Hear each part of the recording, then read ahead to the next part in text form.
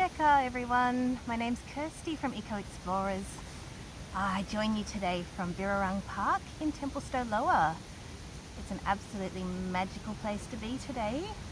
I wonder if you can see behind me. Can you see Birrarung flowing by? Such a beautiful day. As I was walking into Birrarung Park today, I saw up in a tree, I saw two bats move, two wood ducks. They were sitting together, quacking away to one another, and I'm sure that they were looking for a new place to find to build a nest so that they could make some little babies together. It's a really wonderful time to be out in nature.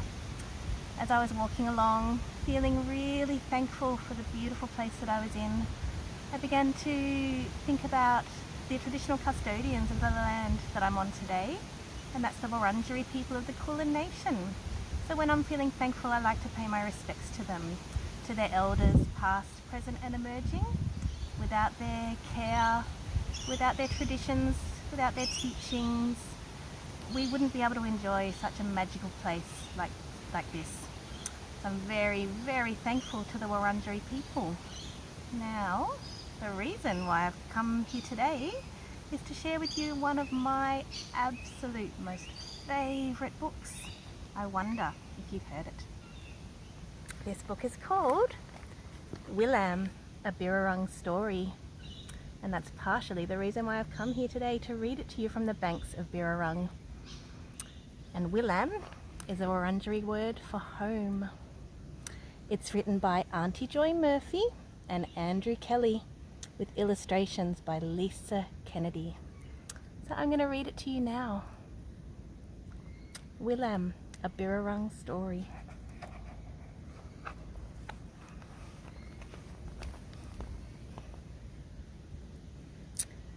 As Nua rises, turning clouds over the distant city red, Bunjil soars over the mountain ash, flying higher and higher as the wind warms. Below, Birrarung begins its long winding path down to Palem Wareen.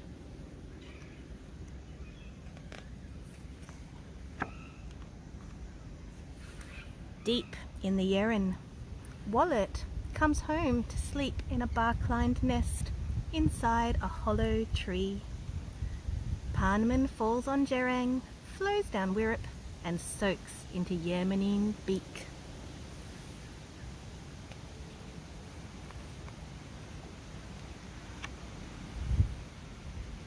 As more rain falls, Barn begins to flow over Yermanine Beak and gathers into Yaluk. Nearby, Boroin perches on Comberdick, anxiously calling to her mate. In his bright blue breeding colours, he flits from frond to frond, chasing insects. Soon, Yaluk joins with Yaluk and becomes Birrarung.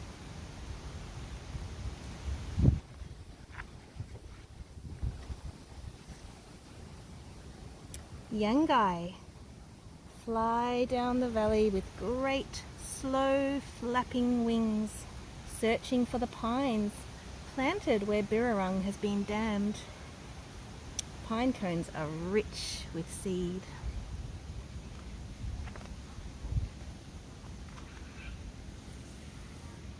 Where Birrarung begins to run through farmland, Maram, resting on soft forepaws, neatly clips Buath. From her pouch, Murum looks out. Can you see the little Murum? I can see one there. I can see one there.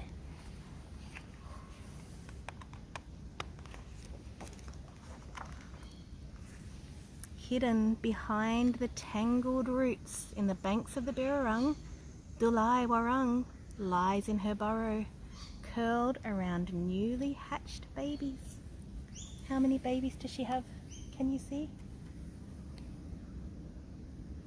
I think I can see two babies nestled on her belly. Wah flies along Birrarung with his brothers, making his slow, high call, drawing out the last note so that everyone can hear. Wah, wah, wah, wah. From her long burrow in the bank of Birrarung, Warren comes out to eat. In her pouch is a young one. Her pouch opens backwards so she doesn't flick in the dirt when she digs. What a clever, clever Warren.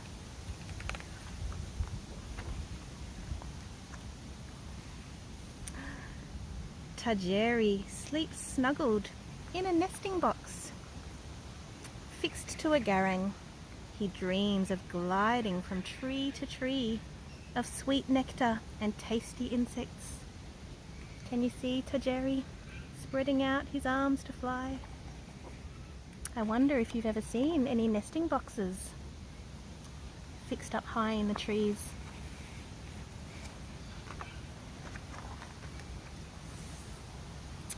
Near the city, Bathmoo shares a nest with 8 little ducklings. I wonder how many babies the Bathmoo I saw this morning will end up having.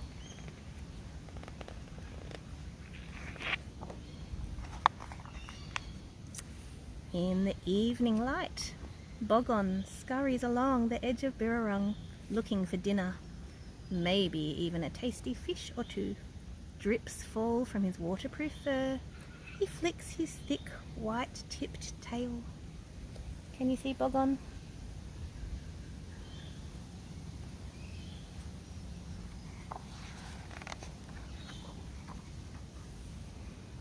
As Nua sets, Wodjil floats on the surface.